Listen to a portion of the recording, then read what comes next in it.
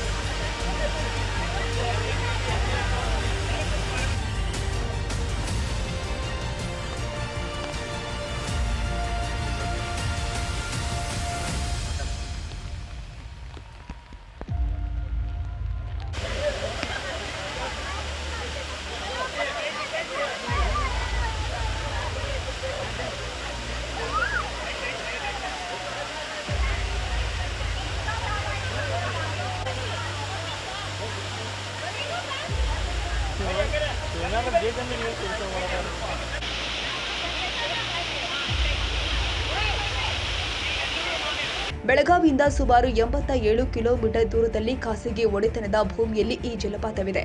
ಇದು ಮಹಾರಾಷ್ಟ್ರ ವಿಧಾನಸಭೆಯ ಮಾಜಿ ಸ್ಪೀಕರ್ ಮತ್ತು ಎನ್ಸಿಪಿ ಹಿರಿಯ ನಾಯಕ ದಿವಂಗತ ಬಾಬಾ ಸಾಹೇಬ್ ಕುಪೇಕರ್ ಅವರ ಒಡೆತನದಲ್ಲಿ ಇರುವ ಖಾಸಗಿ ಭೂಮಿಯಲ್ಲಿ ಈ ಜಲಪಾತವಿದ್ದು, ಜಲಪಾತಕ್ಕೆ ವಾರಾಂತ್ಯದ ವೇಳೆ ಹೆಚ್ಚಿನ ಸಂಖ್ಯೆಯ ಜನ ಆಗಮಿಸಿದ್ದಾರೆ. ಪ್ರವಾಸಿಗರು ಹೆಚ್ಚಿನ ಸಂಖ್ಯೆಯಲ್ಲಿ ಆಗಮಿಸ್ತಾ ಇರುವ ಹಿನ್ನೆಲೆ ಸ್ಥಳದಲ್ಲಿ ಮತ್ತು ಸುತ್ತಮುತ್ತಲಿನ ವ್ಯಾಪಾರಸ್ಥರು ಸಂತಸಗೊಂಡಿದ್ದಾರೆ. ಈ ಹಿಂದೆ ಭೂಕುಸಿತ ಪರಿಣಾಮ ಬಾಬಾ ಸಾಹೇಬ್ ಕುಪೇಕರ್ ಅವರ ಕುಟುಂಬ ಸ್ಥಳಕ್ಕೆ ಸಾರ್ವಜನಿಕರ ಪ್ರವೇಶಕ್ಕೆ ನಿರ್ಬಂಧ ಹೇರಿದ್ರು.